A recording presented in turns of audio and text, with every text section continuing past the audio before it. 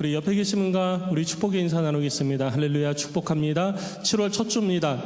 7월 한 달 하나님의 은혜가 삶 가운데 가득하시기를 축복합니다. 인사 나누시죠.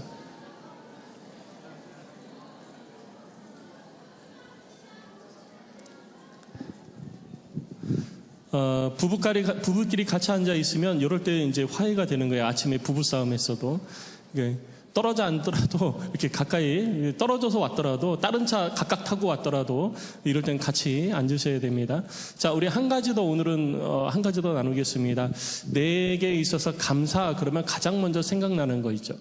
가장 먼저 생각나는 거. 그럼 감사 그러면 뭐가 제일 먼저 생각납니까? 그 감사라는 것, 저는 이런 것에 감사합니다. 그 감사라고 했을 때 가장 먼저 생각나는 것, 부모님의 은혜, 하나님의 은혜, 또 여러분들이 경험한 이 감사의 제목들이 있잖아요. 가슴에 남아있는 것.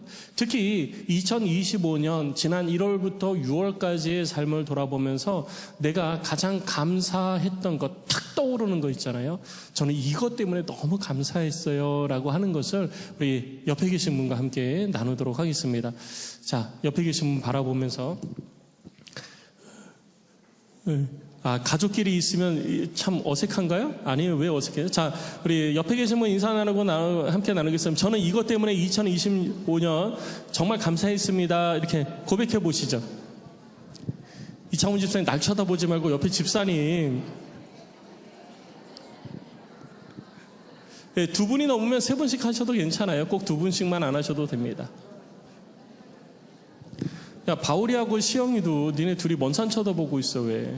아, 그쪽이랑 이렇게 하고 있어? 시영이 외로우니까 시영이 같이 껴줘.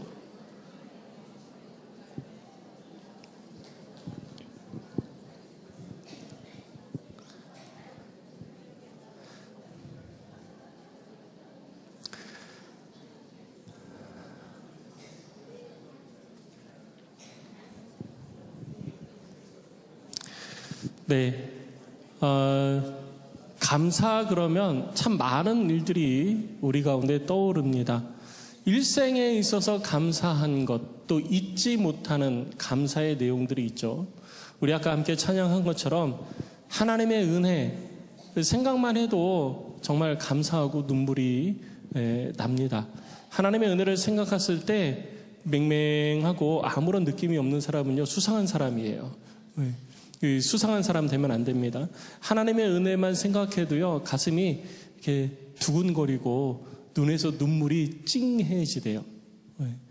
근데 하나님의 은혜를 생각해도 뭐 그게 그거지 뭐 당연한 거 아니야? 그걸 뭐 이렇게 하면은요, 심령이 메말라 있는 사람이에요.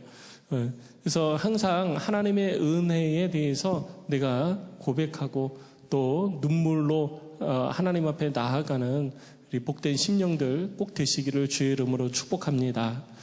하나님께서 히브리 백성들을 자기 백성 삼으셨잖아요. 히브리 백성들을 자기 백성 삼으셨는데 히브리 백성들이 무슨 백성이었습니까? 지난주에 말씀을 드렸듯이 노예들이잖아요. 그들은 세상 가운데에서 아무에게도 존중받지 못하고 어느 누구에도 인정받지 못하는 그런 민족이었습니다. 무시당하는 것이 당연했고 허드렛 일을 하는 것이 당연했고 사람들로부터 이 천대받는 그런 삶이 당연한 사람들이었어요. 그런데 그런 사람들을 향하여서 하나님의 구원의 은혜가 베풀어지기 시작한 것입니다. 그런 삶을 사는 사람들에게 하나님께서 주신 약속이 있었어요. 수백 년 전에 하나님께서 아브라함이라는 한 사람을 통해 가지고 주신 약속이 있었는데 그 약속을 기억하시고 하나님께서 그 히브리 민족을 구원하사 자기 백성 삼겠다고 하신 일들을 사람들은 막연하게만 기대를 하고 있었지만 하나님께서는 그 막연한 기대를 현실화시켜 주시기 시작하신 것입니다. 성도 여러분, 하나님께서 우리들 가운데 하나님의 말씀 곧 성경을 통하여서 주신 약속이 여러분들의 삶 속에 실제화될 수 있는 은혜가 있으시기를 주의 이름으로 축복합니다. 성경을 읽으면서 나도 이랬으면 좋겠다. 이 사람 참 좋겠다. 욥도 참 좋겠다. 막 이렇게 기대만 하는 것이 아니라 소경이 눈 뜨니 얼마나 좋아. 가난한 사람이 끊임없이 병에서 기름이 흘러나오고 항아리에서 밀가루가 흘러나오니 얼마나 좋아. 나도 이랬으면 좋겠다라고 기대만 하는 게 아니라 하나님의 말씀을 읽는 그 놀라운 그 하나님의 일하심이 내 삶 가운데도 그대로 나타나고 드러나는 그런 역사가 여러분 가운데 있으시기를 주의 이름으로 축원합니다. 그게 단순히 성경의 이야기로만 그치게 해서는 안 되는 거예요. 그러면 우리도 어떻게 되느냐? 욥처럼 고난 받아야 되거든요. 근데 여기는 또 동의 못 하시죠? 여기는 또 동의 못 해요. 또 깊은 고난 그리고 기근에 빠져 있어야 거기서 하나님을 찾고 하나님의 은혜를 경험하는 거예요. 엘리야도 마찬가지고 엘리사도 마찬가지였습니다. 그런데 우리는 고난 없는 복만 원할 때가 있어요. 그렇지만 하나님께서는 항상 우리를 고난을 통해서 단련시키셔서 광야의 시간을 거쳐서 하나님의 은혜의 자리로 부르심을 믿으시고, 여러분 광야길에 있다 할지라도 믿음으로 베푸실 하나님의 은혜를 바라보면서 감사할 수 있기를 주의 이름으로 축원합니다. 그렇게 하나님은 이스라엘 백성들을 부르신 거예요. 이스라엘 백성들을 불렀는데 이 이스라엘 백성들을 자기 백성 삼으시려고 부르기는 했지만 여전히 그냥 그들이 삶을 살고 있었던 애굽 사람들의 모습하고 하나 다를 게 없었던 거예요. 민족만 히브리 민족이었지 그들의 삶은 그냥 애굽 사람들의 삶이었습니다. 애굽 사람들과 똑같이 우상 섬기고요. 애굽 사람들과 똑같이 삶을 살아오는 그런 모습들이 몸에 배어져 있는 그런 사람들이었던 거예요. 그래서 그 상태로는 하나님의 백성으로서 삶을 살아갈 수가 없다고 하나님께서 판단하신 거죠. 그래서 그들에게 하나님께서 법을 주신 거예요. 너 이렇게 삶으로 인해서 하나님의 백성으로서 삶을 살아가는 기준을 좀 내가 제시해 주겠다라고 주신 것이 명령과 규례와 법도인 것입니다. 그래서 명령은 남녀노소를 막론하고 반드시 지켜야 될 하나님의 명령이에요.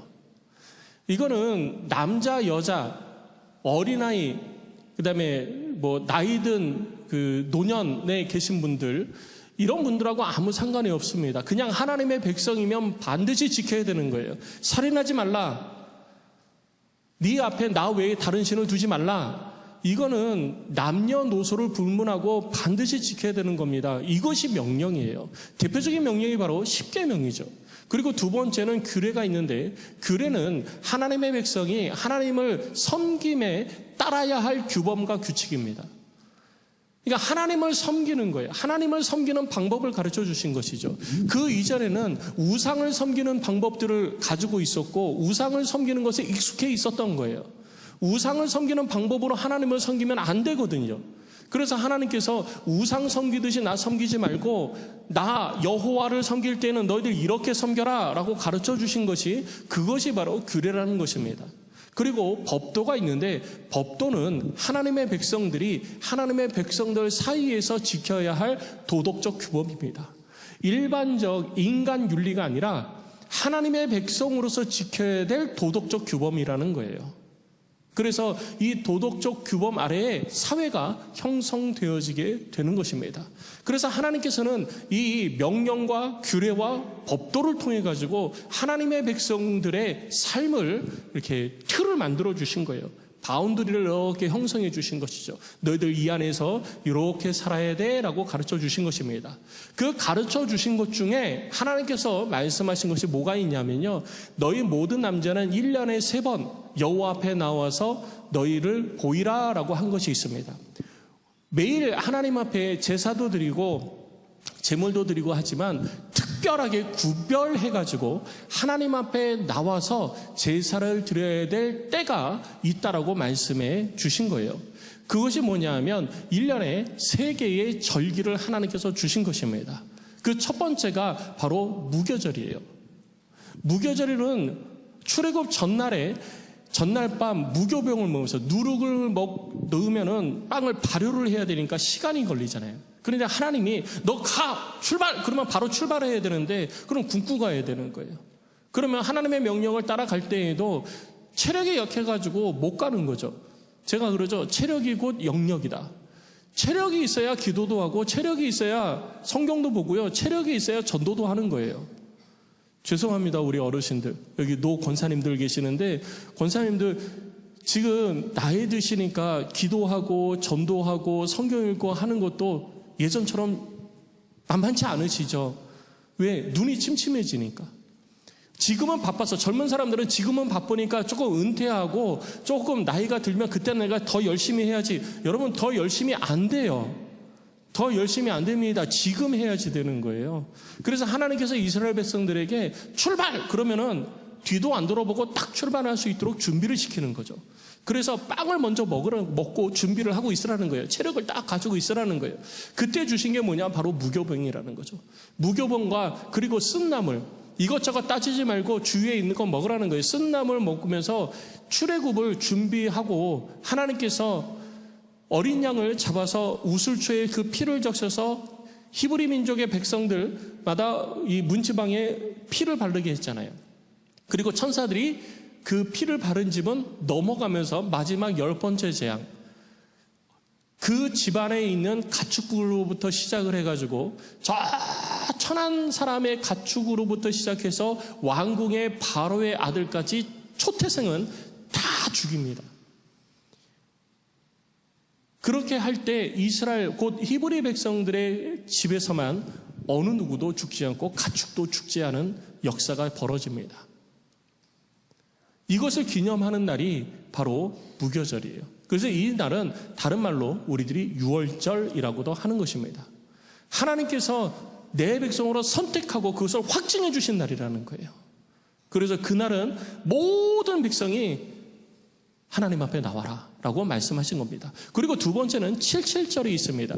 77절은 앞에서 말한 그 유월절, 무교절 후에 있는 첫 안식일 다음 50일째 되는 날, 그 날을 77절 혹은 맥추절 혹은 오순절이라고 말하는 것입니다.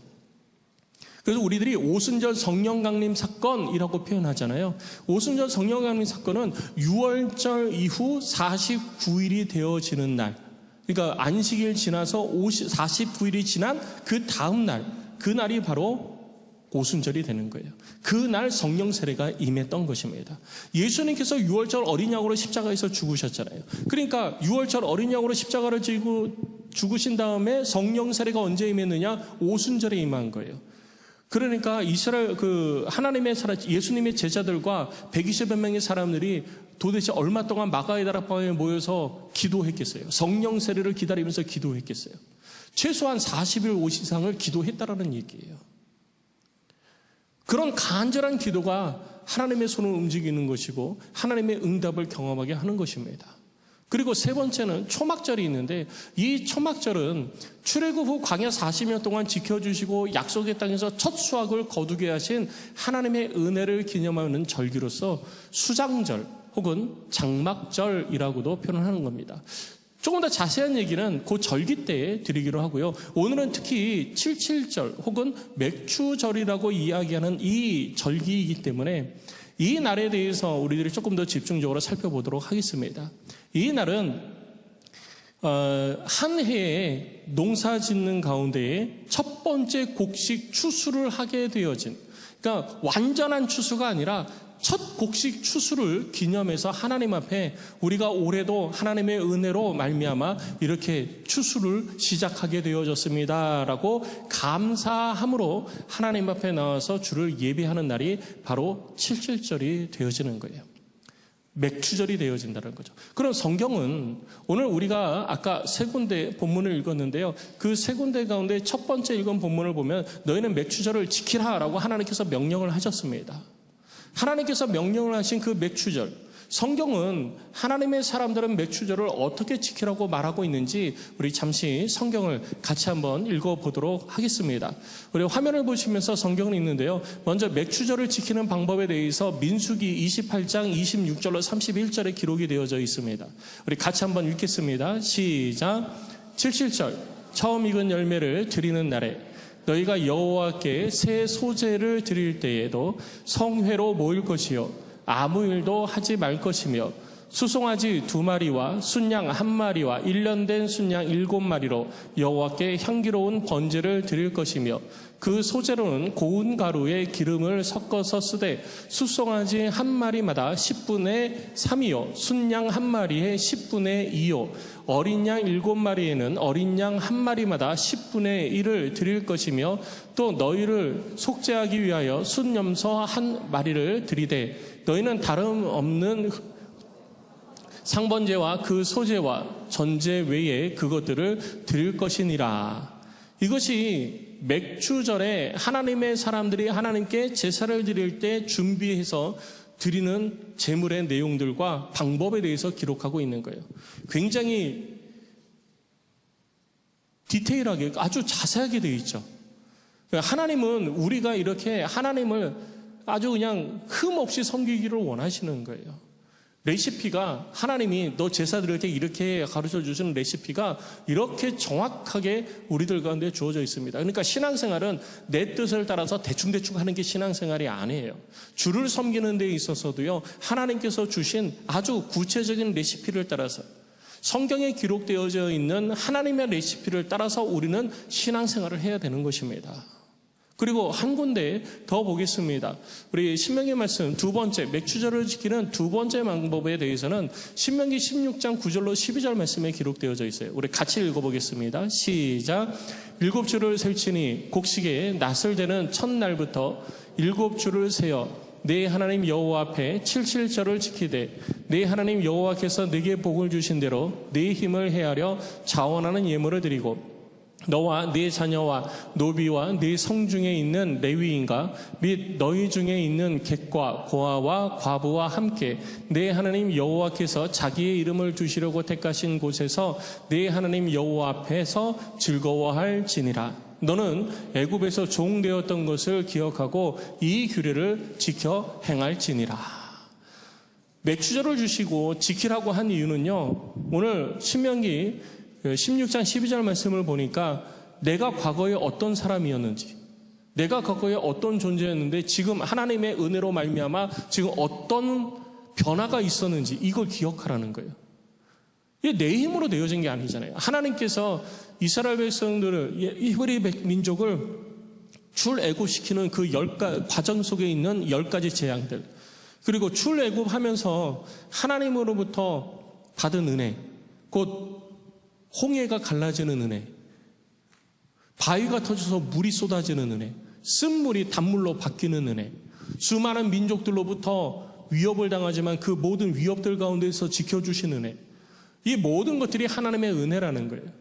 내가 지금 이 순간까지 오게 되어진 모든 것들이 하나님의 은혜였음을, 그래서 내가 지금 곡식에 낫을 대면서 첫 수확을 얻게 되어지는 이 순간 우리는 하나님 앞에 감사해야 된다는 것입니다.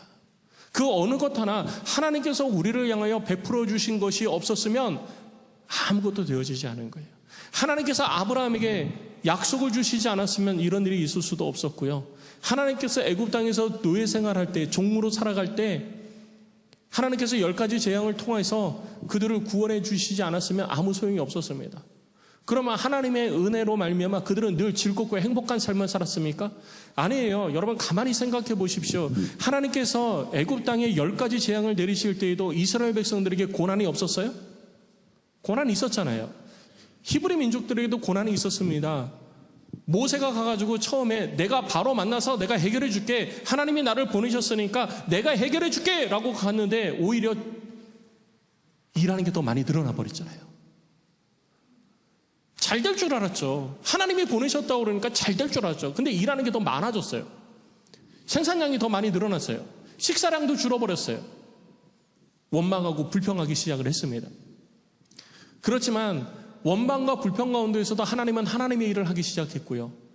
결국 하나님의 일하심을 통해서 그들을 향한 하나님의 구원 계획이 완성되어졌고 하나님의 복주심의 은혜가 이런 결과로 나타나게 되어졌던 것입니다. 그래서 우리는 이 땅에 살면서요, 매 순간 하나님의 인도하심을 받아서 삶을 살아갈 때 지금 당장 내 눈에 보기에 내 뜻대로 안 된다고 해서 원망하고 불평하면 안 되는 거예요. 내 생각대로 안 된다고 해서 원망하고 불평하면 안 되는 것입니다. 그 뒤에 하나님께서 나를 위하여 가지고 계시는 그 놀라운 계획하심을 통하여서 하나님의 은혜가 내게 부어질 때 그 하나님의 놀라운 은혜 가운데 내가 온전히 감사할 수 있기 위해서 하나님 앞에 그 은혜 속에서도 하나님 제가 이런 줄도 모르고 하나님 앞에 범죄했습니다. 하나님을 원망했습니다. 하나님을 회개했습니다. 이런 회개가 아니라 온전한 기쁨과 온전한 감사로 하나님께 드릴 수 있도록 하나님의 구원 계획 속에서 하나님의 일하심을 이루어가는 하나님의 나를 향하신 계획을 쭉 삶을 살아가는 가운데에서 원망, 불평, 시기, 질투는 우리들의 삶 가운데서 떠나가야 되는 줄로 믿으시기 바랍니다. 그 사람이 하나님을 믿는 사람이에요. 그 사람이 하나님을 믿는 사람입니다. 내 삶에 되어지는 것 때문에 일희일비하지 않고 이게 뭐야? 막 그러고 내 삶이 왜 이래? 이러면서 불평하지 않고 그냥 전적으로 하나님을 믿고 가는 사람. 이 사람은요, 삶 속에 우리 얼마 전에 봤잖아요. 원망, 시기, 질투 뭐 이런 거 다 없는 겁니다. 왜? 그것이 전부 다 내 마음의 소원함을 따라 나타나는 것이기 때문에, 육신의 소욕이기 때문에 그 모든 것들은 다 사라지게 되는 것이죠. 그런데 한국 사회는 지금 2025년 농경사회가 아닙니다. 그럼 왜 한국 사회는 맥주감사주의를 지키는 걸까요? 한국 사회는 왜 맥주절을 지키기 시작했을까요? 이런 부분에 있어서 언제부터 몇 년부터 공식적으로 맥주절을 지키기 시작했다 이런 기록은 없습니다. 그런데 19세기 말 외국인 선교사들에 의해서 한국에 기독교가 들어오기 시작을 하면서 한국교회는 맥주감사주의를 지키기 시작했습니다. 처음에 한국교회가 맥주감사주의를 지키는 것은 한국교회의 음력에 24절기가 있잖아요. 그렇죠? 우리 젊은 사람들은 모르죠? 24절기를 안다 그러면 이미 50이 넘은 사람들이에요. 50 미만 사람들은 24절기 잘 모릅니다. 그 24절기 중에 망종이 있어요. 망종이 양력으로 6월 6일 그 근간입니다. 6월 6일 이후에 망종이 있는데 이 망종이 뭐냐면요, 씨 뿌리기 좋은 때라는 거예요. 그러니까 이제까지 했던 것들을 다 거두어 드리고 새 씨를 뿌리기에 좋은 때다. 그래서 새 씨를 뿌리기 전에 다 거두어 드리는 때가 바로 망종이라는 때입니다. 그러니까 망종이 지나면 뭐 해야 되냐? 보리추수를 해야 되는 거예요. 그래서 보리추수를 하기 때문에 7월 첫 주일을 많은 초기 우리나라의 기독교 교회들이 초기에 이 7월 첫 주를 많은 교회들이 6월 마지막 주 혹은 7월 첫 주, 7월 둘째 주 이렇게 해가지고 맥주감사주의를 지키게 되어진 거예요. 그러다가 1930년대에 들어서면서 한국교회에서 공통적으로 이제는 7월 첫 주일에 맥주감사주의를 지키자 그래서 한국교회의 교회력에 7월 첫 주에 맥주감사주의를 포함시키게 되어진 것입니다. 그래서 한국에 있는 모든 기독교 교회들은 7월 첫 주일에 맥주감사주의를 지키고 있는 것입니다. 그럼 여기서 우리가 한 가지 더 생각을 해봐야 될 게 뭐냐 하면 우리는 보리추수 안 하잖아요. 여러분, 우리는 보리추수 안 하잖아요. 보리추수 안 하는데 우리가 추수의 첫 열매를 드릴 조건이 안 되어지는 거죠. 추수의 첫 열매를 드릴 조건이 안 되어지는 우리가 지금 2025년 이 현대사회 1차 산업도 아니고 2차 산업도 아니고 3차 산업, 4차 산업, 5차 산업으로 넘어가는 이 세대를 살아가면서 왜 굳이 우리는 맥주감사주일이라는 주일을 기념하고 이 절기를 지켜야 되는가? 라는 부분에 대해서 우리는 다시 한번 성경에 맥주감사주의를 지키라 명령하신 하나님의 우리를 향하신 뜻을 기억하고 생각해 봐야 된다는 거예요. 자, 이 부분에 초점을 맞춘다면은 우리 안디옥은 맥주감사주의를 어떻게 지켜야 되는가? 말씀드린 것처럼 지금 1차 산업, 2차 산업 넘어가가지고 3차, 4차, 5차 AI 시대를 우리는 살아가고 있는데요. 이 AI 시대를 살아가고 있는 이 세대 가운데에 우리는 농경사회도 아닌 1차 산업이 막 시작되어지는 그런 때 했던 맥주감사주의를 왜 지켜야 되는가?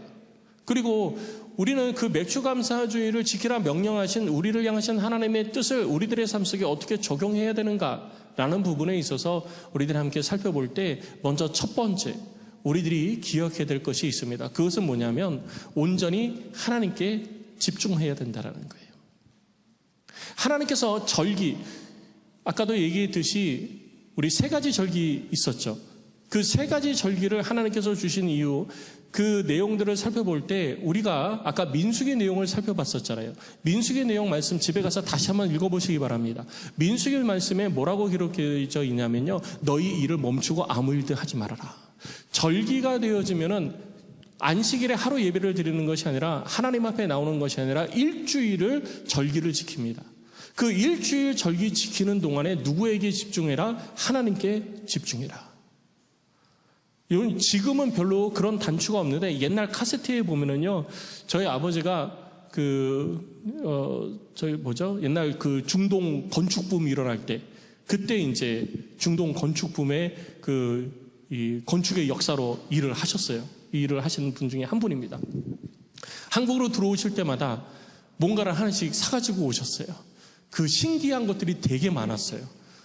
이런 것도 있네 막 그러면서 사가지고 오셨는데, 그 중에 하나가 지금은 있는지도 모르겠어요. 가와이라고 그래가지고, 이 실명 얘기 인터넷으로 나가는데 가와이라고 큰 카세트 테이프, 그것도 듀얼로 돼 있는 거, 카세트를 2개로 꽂는 거예요. 와, 얼마나 신기한지, 2개를 꽂아가지고 막 하는데 너무 신기한 거예요. 초등학생인 제가. 와, 이런 것도 있네 막 그랬는데, 거기에 무슨 단추가 있는데 그걸 누르면요, 테이프가 돌아가면서 음악이 나오다가 딱 멈추는 거예요. 테이프가 딱 멈췄다가 다시 누르면 다시 시작이 되어지는 거죠. 그걸 우리는 포즈라고 그럽니다. 일시 멈춤이라는 거예요. 바쁜 일상을 살아가면서 우리가 하나님을 섬기고 하나님의 은혜를 기억하고 막 그러지만 온전히 하나님께 집중할 수가 없잖아요. 일상을 살아가다가 절기 때가 되어지면 모든 일상을 멈추고 하나님 앞에 나와서 하나님만 생각하라는 거예요. 하나님께로만 집중하라는 것입니다. 그래서 저도 얘기하잖아요. 기도할 때 제가 기도합시다 그러면, 목사님 저 맨날 기도해요. 그래서 맨날 기도해요? 새벽 한 번도 못 봤는데요? 그러면 제가 그런 새벽 예배 아닐 때 나와서 기도하시나 봐요. 그러면 저요, 아침에 일어나서요, 샤워하면서 기도하고요, 찬송하고요, 설거지하면서도 하고요, 버스 타고 가면서도 기도하고요, 직장에서 일하다가 잠깐 기도하기도 하고요, 식사 때마다 다 기도하고요, 집에 퇴근할 때도 기도하고요, 저 다 기도해요. 자기 전에도 기도해요. 기도하다가 전화벨 울리면 안 받으세요? 그러면 받죠. 우리의 기도가 하나님과의 대화잖아요. 여러분, 누군가 이렇게 대화를 하는데 옆에서 대화를 하는데 대화하는 제가 옆 사람하고 얘기하고 있어요. 그러면 대화하는 사람이 기분이 나빠요, 좋아요? 여러분 어떠세요? 하나님과 대화를 하는 건데, 기도가 하나님과의 대화라고 그러잖아요. 하나님 앞에 기도하고 하나님의 음성을 듣고 하는 그 하나님과의 대화하는 시간에 나는 대화하다가 딴짓하고 있는 거예요. 전화 오면 알았어 나 지금 기도 중이니까 알았어 나중에 얘기해. 그러면 그 순간 나는 하나님과의 관계에 집중하지 못하고 있다라는 거예요. 하나님이 얼마나 언짢으시겠어요. 절기를 지키려고 한 것은 단순히 추수를 해서 그 추수에 감사만 하라고 그러는 게 아닙니다. 바쁜 일상 속에서 막 살아가다가 포즈 딱 누르는 거예요. 바쁘지? 일상 정신없지? 잠시 멈추고 내 앞으로 와라. 잠시 멈추고 내 앞으로 와서 나를 즐거워해라. 내가 너희의 기쁨이다. 나를 즐거워해라. 하나님께서 이렇게 하시는 거예요. 그래서 우리가 바쁜 일상에 막 정신없이 삶을 살아가는 그 일상 속에서 잠시 일상을 멈추고 하나님 앞에 나와서 하나님을 예배하고 온전히 하나님만을 기억하고 온전히 하나님만을 찬양하는 삶. 그래서 하나님께 집중하고 하나님의 말씀을 듣고 하나님의 은혜 가운데 서는 것이 바로 절기의 첫 번째 의미가 되는 것입니다. 그래서 우리는 절기 기대가 되어지면은요, 바쁜 일상에서도 잠시 멈추고 우리가 단 하루이지만 하나님만 더 온전히 생각하는 시간을 가져야 되는 것입니다. 성도 여러분, 오늘부터 시작을 해서, 원래 절기는 일주일씩 하잖아요. 일주일씩 하는데, 그냥 오늘부터 시작해서 한 2, 3일간만이라도 바쁜 일상 속에서 하나님께 집중하는 시간을 여러분 좀 만들어 보시기 바랍니다. 구별해서 만들어 보세요. 새벽 기도 나오면 여러분들이 새벽에 나와서 기도할 때 30분 기도하고 20분 기도할 때 아무도 여러분들 기도 방해 안 합니다. 와가지고 기도 그만해 그러지 않아요. 내가 온전히 하나님께 집중할 수 있는 시간. 다른 사람의 방해, 다른 어떤 환경의 방해 없이 하나님께만 집중할 수 있는 시간을 만들어야 된다는 것이죠. 하나님께서 이걸 우리에게 만들어 주신 거예요. 이것이 우리 안디옥이 절기를 지켜야 되는 첫 번째, 하나님의 말씀을 따라 절기를 지켜야 되는 이 바탕이 되어지는 것입니다. 그리고 두 번째, 하나님께서 우리에게 주신 절기를 지키는 이유, 그것은 하나님의 은혜를 깊이 생각하며 감사 고백을 해야 된다는 거예요. 아까 우리 신명기 16장 21절인가요? 신명기 12장 말씀을 봤잖아요. 신명기 말씀을 보면 맨 마지막 절에 뭐라고 그랬어요? 하나님께서 내게 베푸신 일들, 애굽 땅에서부터 내게 베푸신 일들을 쭉 기억을 하라는 거죠. 내 힘으로 된 게 뭐가 있어요? 아무것도 없잖아요. 아무것도 없잖아요. 내가 잘나서 된 게 뭐가 있어요? 그러니까 옆에 사람 바라보세요. 부부 특히 옆에 사람 바라보세요. 이 사람이 나를 선택해 준 것이 감사해요? 아니면은 원망입니까? 그럼 어떠세요? 내가 뭐라고? 내 실체를 알았으면 이 사람이 나를 선택 안 했을 것 같지 않아요? 왜 웃어요? 집사님 왜 웃어? 여기서 웃으면 안 돼. 집사님 여기서 웃으면 안 되는 거야. 근데 보세요. 그냥 우리가 그냥 얘기해서요. 내 어릴 때부터의 내 삶의 모든 모습들, 나의 실체를 알면 이 사람이 나를 선택했을까요? 지금은 나의 실체를 좀 알기는 알겠죠. 나의 성격, 감추어뒀던 거, 모진 것들, 이런 거 좀 알기는 알겠죠. 그런데 그거 다 알았으면요. 송 집사님 결혼했겠어?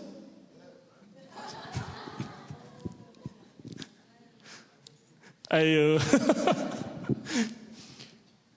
지금이야 저렇게 얘기하죠. 저렇게 얘기 안 하면 집에 가서 큰일 나니까. 근데 여러분, 우리들이 그러잖아요.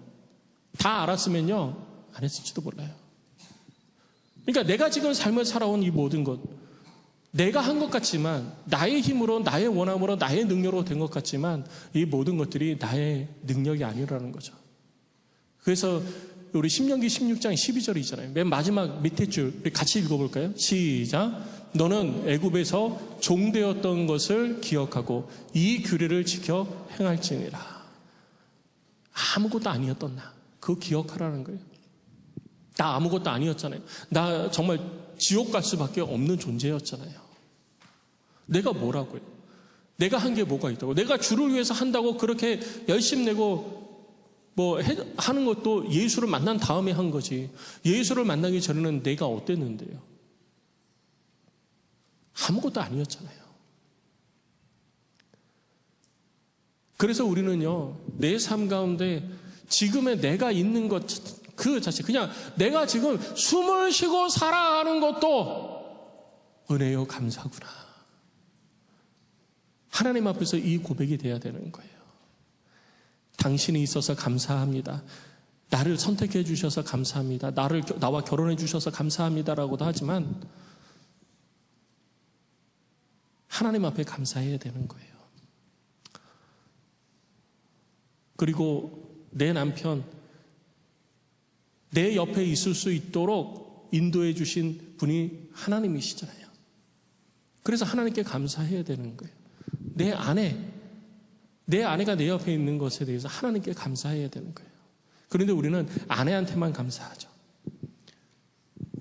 남편한테만 감사하죠. 아니요, 그를 양육하시고 기르시고 내 옆에 두신 분이, 나의 돕는 배풀로 세우신 분이 하나님이시잖아요. 근데 여러분, 결혼하시면서 우리 세종이 지지난주에 결혼했는데, 새신랑인데 하나님께 감사했는지 모르겠어요. 우리 젊은 우리 신혼부부들 요즘 많잖아요. 근래에 결혼하신 분들. 신혼부부들, 저기 영재, 영민이 목사님 주례해 주셔서 감사합니다. 부모님께도 감사합니다 인사했는데 하나님께 감사했는지 모르겠어요. 안 물어봤어요. 하나님께 감사할 수 있어야 돼요. 내가 지금 삶을 살아가고 있는 모든 것들이 나를 향하신 하나님의 은혜인 것입니다. 성도 여러분, 그래서 맥주절을 맞이하여서 우리는 그 하나님 앞에 감사할 수 있는 삶을 살아야 되는 것입니다. 그런 감사가 여러분 가운데 있으시기를 주의 이름으로 축복합니다. 그리고 세 번째, 안디옥이 맥주절을 지키는 방법에 대해서 우리들이 살펴볼 때 세 번째는 구별된 제물을 하나님 앞에 드릴 수 있어야지 되는 거예요. 아까 우리가 민수기 말씀을 살펴볼 때에도 하나님께서 제물을 일일이 다 말씀하시잖아요. 그 중에 흠이 없는 것을 하나님께서 지명을 해 주십니다. 순양은 이렇게 드리고, 양은 이렇게 드리고, 염소는 이렇게 드리고, 모를 위해서 숫소를 드리고 다 얘기하셨어요. 다 얘기했는데 31절 말씀을 보니까 뭐라고 기록되어 있어요? 너희는 다 흠없는 것으로, 온전한 것으로 드려라. 근데 온전한 것으로 드리되 상번제와 그 소제와 전제 외에 그것들을 드리라. 하나님 앞에 우리는 이스라엘 백성들은 제사를 드리잖아요. 제사를 드리는 데에는요, 목적이 있고, 그리고 그 목적에 합당한 예물이 있는 겁니다. 제물이 있는 거예요. 그런데 내가 아까 제물 드렸으니까 그냥 뭐 감사의 그 제목만 더하면 되지, 덧붙이면 되지라는 게 아니라 그에 합당한 구별된 제물을 하나님 앞에 드려야 하나님께서 받으시고 기뻐하신다라는 거예요. 그래야 이 은혜가 내게 베푸신 하나님의 은혜가 지속되어진다라는 것입니다. 은혜를 알고서도 은혜를 기억하지 못하는 사람은요, 하나님 앞에 베푸신 은혜를 지속적으로 경험하지 못합니다. 내가 이 땅에 살면서 하나님의 은혜를 끊임없이 누리고 살 수 있는 것은 하나님과의 교감, 예배를 통한 커뮤니케이션이 계속해서 이루어져야지 되는 거예요. 더 그래서 깊이 하나님의 은혜 가운데로 나아갈 수 있어야 되는 것입니다. 그래서 하나님께서 우리들 가운데 명령과 규례와 법도를 주신 거예요. 그 규례를 따라서 우리는 하나님을 예배하고 제사를 해야 되는데, 그 규례 중에, 절기 규례 중에 여러 가지가 있고, 그 절기 규례 중에 맥주 규례가 뭐냐면 바로 이러한 내용이었던 것입니다. 너희는 소제로 이렇게 드려라. 이 모든 것들을 너희는 다 흠 없는 것으로 해라. 그리고 그동안에 우리가 너희들이 드리는 상번제, 이건 뭐냐면 매일매일 규칙적으로 드리는 예배예요. 매일매일 아침마다 번제를 드립니다. 이스라엘 백성들이. 매일매일 아침마다 번제를 드리는데 그것을 상번제라고 그래요. 일상의 번제.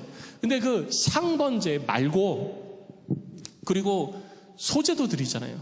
그 소제도 말고 전제도 드리잖아요. 그 전제도 말고 그것 외에 내가 지금 맥주절을 위해서 이야기한 이 규례를 따라서 나한테 제물을 드려라 라고 말씀하시는 겁니다.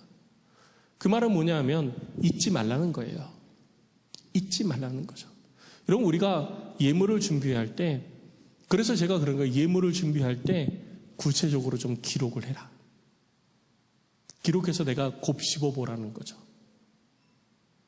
곱씹어 보라. 그래서 내게 베푸신 은혜가 무엇인지 곱씹어 보면서, 그래서 그 절기 봉투를 한 주 전에 드리는 거예요. 한 주 전에. 그냥 한 주 전에 미리 준비해서 다음 주에 잊지 말고 가져오세요, 이게 아니고요. 한 주 전에 드리는 이유는 하나님의 내게 베푸신 은혜를 곱씹어 보면서 기록을 해보라는 거죠. 그리고 기록을 해보면 은혜가 있잖아요. 내가 잊고 살았던 게 기억나잖아요. 그 하나님의 은혜에 감사해서 어떻게 해요? 내 힘 닿는 대로 주께 예물을 드리는 겁니다. 그것이 하나님을 기쁘시게 하는 것이고, 그렇게 하나님을 섬기는 자들을 하나님은 복과 은혜를 그들의 삶 가운데 베풀어 주시는 거예요. 성도 여러분, 우리 기억하시기 바랍니다.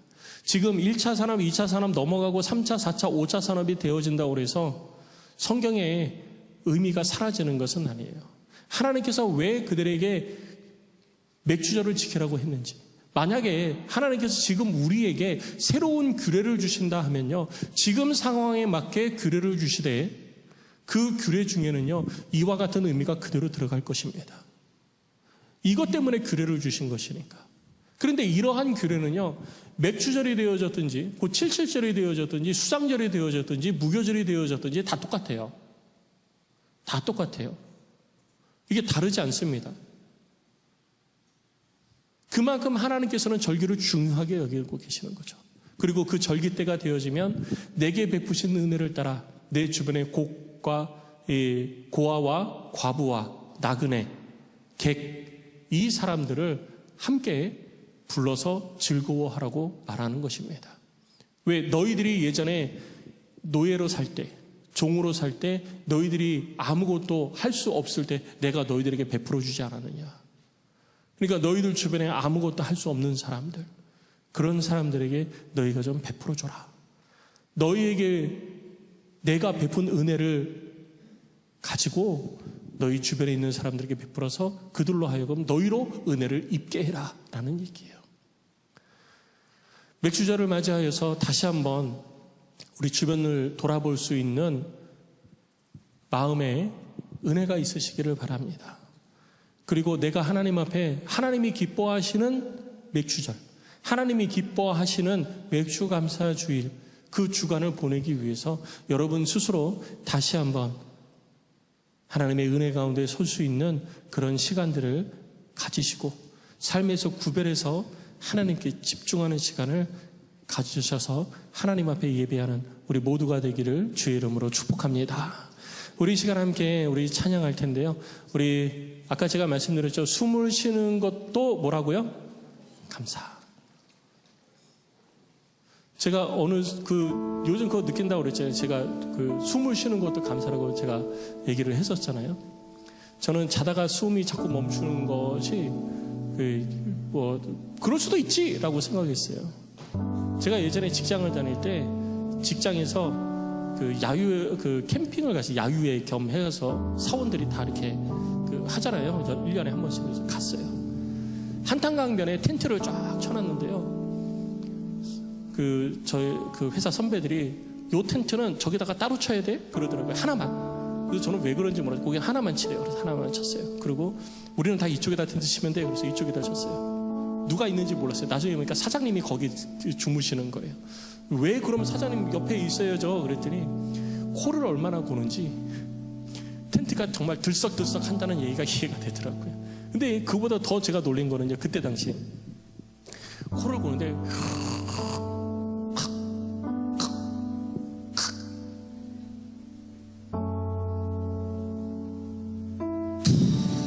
이러는 거예요.